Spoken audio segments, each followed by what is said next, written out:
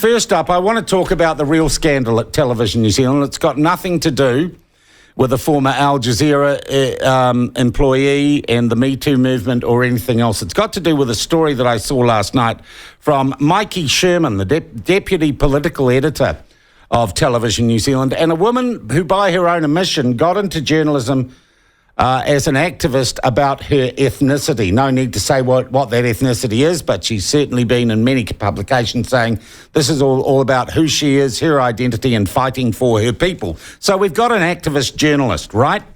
And the activist journalist last night runs a story on TVNZ News, the most watched television news bulletin in this country, that says there is, and it's headlined, concern over recent increase in anti-Māori sentiment.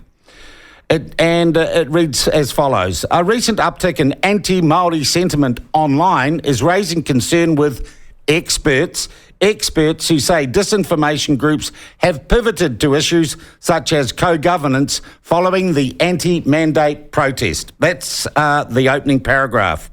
MPs have also noticed a rise in online abuse. Director of, and it quotes the expert as director of the Disinformation Project.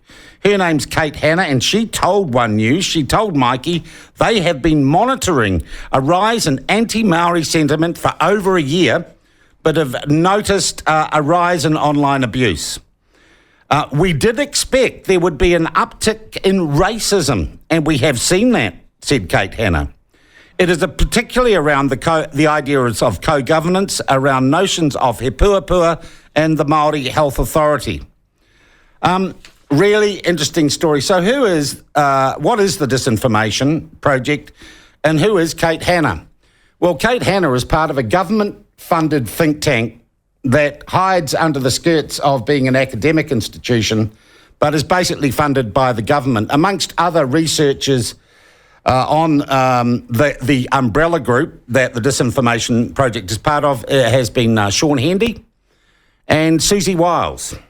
So what we have is a government think tank being interviewed by a state-funded television channel saying that anyone who wants to, fundamentally the subtext is anyone who wants to talk about co-governance or he puapua is a racist.